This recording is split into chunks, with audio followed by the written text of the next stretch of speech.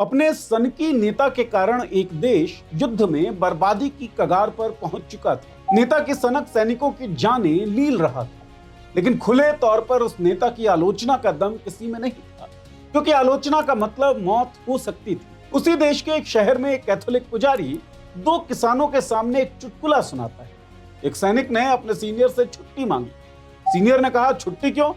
तुम अभी मर थोड़ी रहे हो। सैनिक ने बोला, लेकिन नेताजी ने वादा किया था कि क्रिसमस तक हम अपने घरों में होंगे, या तो जीतने के बाद या मरने के बाद। सनकी राजा की सनक और अमानवीयता पर यह व्यंग्य वहां मौजूद एक किसान को रास नहीं आया। वो किसान नेता का समर्थक था।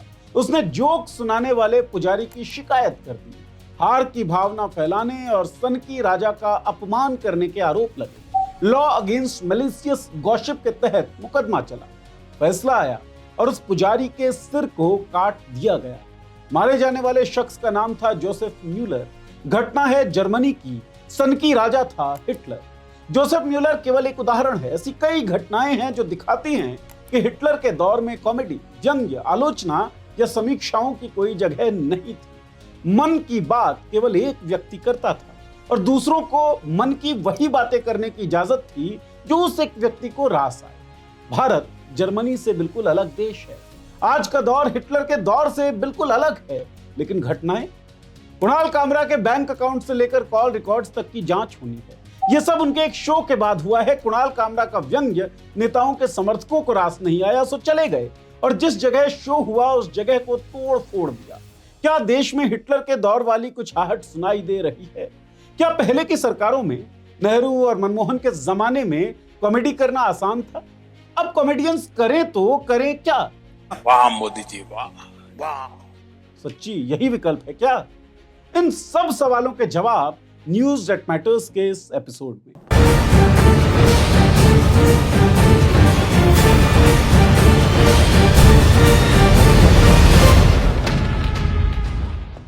नमस्कार, मैं हूं नीरज और आप देख रहे हैं पॉलिटिक्स। नेहरू और मनमोहन के जमाने की बात करने से पहले अभी की बात ब्रीफली समझते हैं। तो साहब, कॉमेडियन कुणाल कामरा ने एक शो किया मुंबई के खार में। बॉलीवुड गाने भोली सी सूरत, आंखों में मस्ती, दूर खड़ी शर्माए, आए हाय का एक पैरोडी गाया। क्रॉस लाइन था, मेरी नजर से तुम देखो, गद्दार नजर वो आए। व्यंग्य था महाराष्ट्र के डिप्टी सीएम एकनाथ शिंदे पर। शिव सैनिकों को यह नागवार गुजरा और जिस स्टूडियो में यह शो हुआ था उसे तहस नहस कर दिया गया। सरकार को भी नागवार गुजरा और महाराष्ट्र के गृह मंत्रालय के एमओएस योगेश कदम ने कहा कि कुणाल कामरा के कॉल रिकॉर्डिंग्स और बैंक अकाउंट की जांच की जाएगी ताकि पता चले कि उनके पीछे कौन है। लीजिए साहब, जिस मुंबई में एक पूर्व मंत्री की गोली मारकर हत्या कर दी जाती है, जहां शीर्ष फिल्मी स्टार के घर के बाहर फायरिंग हो जाती है, वहां की प्राथमिकता फिलहाल एक कॉमेडियन की जांच। जावेद अख्तर के शब्दों में कहें तो बगावत तो नहीं बर्दाश्त होगी, ये वहशत तो नहीं बर्दाश्त होगी। अगर लहरों को है दरिया में रहना तो उनको होगा चुपचाप बहना। किसी का हुक्म है। नया हुक्मनामा जो जावेद अख्तर ने लिखा है वो मोदी सरकार के एक चरित्र पर व्यंग्य जैसा ही है। वो पूरी नज्म आपको सुननी चाहिए। कई ऐसे पत्रकार ने भी कुणाल कामरा वाली घटना की आलोचना की जो सरकार के पक्षधर दिखते हैं, लेकिन आलोचना के साथ साथ बारीकी से सरकार का बचाव कर ही लिया। अभिव्यक्ति की आजादी हर किसी को है, लेकिन अभिव्यक्ति की आजादी का मतलब किसी के साथ गाली गलौज करना, किसी पर व्यक्तिगत टिप्पणी करना, किसी के बाप तक पहुंच जाना कतई सही नहीं हो सकता। कुणाल कामरा को गद्दार और बाप जैसे शब्दों से बचना चाहिए। कॉमेडी का मकसद लोगों को हंसाना होता है, इस तरह के शब्दों की मर्यादा तोड़ना नहीं होता है। आइडिया ऑफ इंडिया आलोचनाओं पर चिढ़ता नहीं है, बल्कि इसमें आलोचनाओं के लिए सम्मानित जगह है। भारत के पहले प्रधानमंत्री जवाहरलाल नेहरू के कुछ वाकये इसे अच्छे से समझाते हैं। एक कार्टूनिस्ट थे के शंकर पिल्लई, किसी को नहीं छोड़ते थे। 1952 के आम चुनावों के दौरान उन्होंने एक कार्टून बनाया। इसमें नेहरू एक ट्रेन के कंडक्टर के रूप में दिखते हैं जो जानवरों की एक झुंड को ट्रेन के अंदर बिठा रहे हैं। जानवरों के झुंड में कुछ भगदड़ के शिकार दिख रहे हैं तो कुछ अस्त व्यस्त से। इस कार्टून का शीर्षक कुछ ऐसा है, नेहरू एक्सप्रेस ऑल अबोर्ड। जो जानवरों का झुंड है वो भारतीय नागरिकों को सिंबलाइज कर रहा है। नेहरू इस कार्टून पे चिढ़े नहीं, बल्कि उन्होंने कहा कि तुमने मुझे बिल्कुल सही समझा। एक अन्य कार्टून, इसमें नेहरू एक गधे पर बैठे हैं। गधे का नाम है कांग्रेस। नेहरू के हाथ में छड़ी है जिसके आगे गाजर लटक रही है और लिखा है सोशलिज्म। लेकिन गधा बिल्कुल उदासीनता से आगे बढ़ा जा रहा है। कार्टून का मतलब कि नेहरू समाजवाद की डोर पकड़ने की बात करते जरूर हैं, लेकिन खुद उनकी पार्टी इस तरफ नहीं बढ़ रही। आर.के. लक्ष्मण के हिसाब से नेहरू ने इस कार्टून की भी प्रशंसा की थी। ये कार्टून भी शंकर पिल्लई का ही बनाया हुआ कार्टून था। केवल कार्टून्स नहीं बल्कि प्रत्यक्ष दुर्व्यवहार के खिलाफ भी नेहरू उदार दिखते थे। बीबीसी की एक रिपोर्ट के अनुसार लोहिया के कहने पर एक महिला संसद परिसर में आ गई और नेहरू जैसे ही गाड़ी से उतरे, महिला ने नेहरू का गिरेबान पकड़ लिया और कहा कि भारत आजाद हो गया, तुम देश के प्रधानमंत्री बन गए, मुझ बुढ़िया को क्या मिला। इस पर नेहरू का जवाब था, आपको यह मिला है कि आप देश के प्रधानमंत्री का गिरेबान पकड़कर खड़ी हैं। ये आइडिया ऑफ इंडिया है।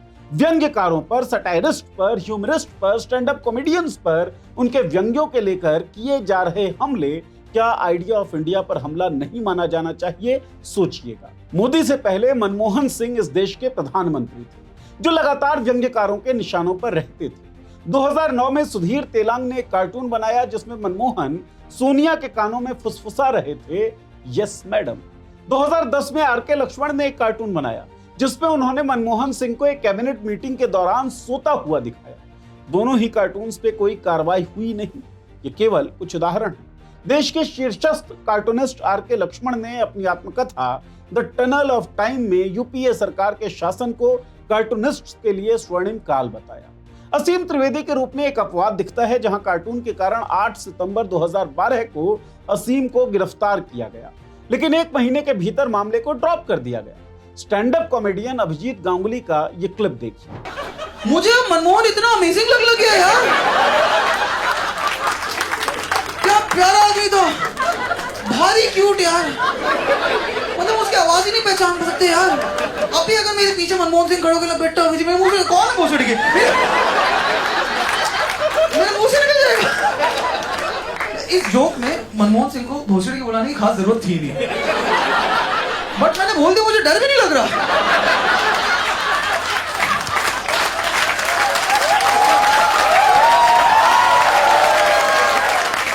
मैं मोदी जी जी करके बोल रहा हूं, मेरी फटी पड़े आज रात तो पेटा भाई, आज तो पेटा। साफ है, मनमोहन सिंह के शासन तक आइडिया ऑफ इंडिया जो कि उदार और प्रगतिशील है, वो खतरे में नहीं दिखता। लेकिन 2014 के बाद आलोचनाओं को लेकर सत्तासीन लोगों का रवैया आइडिया ऑफ इंडिया के खिलाफ दिखता है। कुणाल कामरा, मुनव्वर फारूकी, रचिता तनेजा, वरुण ग्रोवर, राजीव निगम जैसे कलाकारों के खिलाफ कानूनी कार्रवाई या online threats, online hate pedalling, digital हिंसा इस बात की गवाही है कि व्यंग्य डाइजेस्ट नहीं किया जा पा रहा है, बल्कि संविधान के जरिए जो एक उदारवादी और प्रगतिशील सोच वाले समाज के निर्माण की कोशिश हुई थी, उन कोशिशों को खत्म करने की कोशिशें फिलहाल इस देश में चल रही हैं। कुणाल कामरा ने एकनाथ शिंदे पर व्यंग्य करते हुए उन्हें गद्दार बताया। फिलहाल सरकार में शिंदे के सहयोगी अजित पवार भी ऐसा हमला कर चुके थे।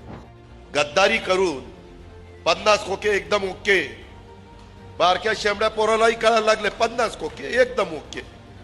तुमच्या इथं तर ते वाय वाय वाय वाय वाय वाय करावं लागलं सायरन की लोक म्हणतात तो 50 खोकेवाला चाललाय, तो गद्दार चाललाय। मी म्हणत नाही, लोक म्हणतायत। क्या कुणाल कामरा की रीच और इंपैक्ट को देखते हुए कुणाल कामरा के खिलाफ इस तरह का माहौल बना है? क्या इस तरह का माहौल आइडिया ऑफ इंडिया पर हमला नहीं है? ये देश हिटलर के दौर के चरित्रों से सीखेगा या नेहरू के दौर के आदर्शों से? आप सोचिए, आप क्या सोचते हैं? इस वीडियो के कमेंट बॉक्स में लिखकर हमें भी बताइए। कोई सुझाव हो, सलाह हो, परामर्श हो तो वो भी लिख दीजिए इस वीडियो के कमेंट बॉक्स में। चैनल को सब्सक्राइब कर लीजिए, बेल का आइकन दबा दीजिए ताकि हमारे वीडियोस के नोटिफिकेशंस आप तक पहुंचते रहें। शुक्रिया।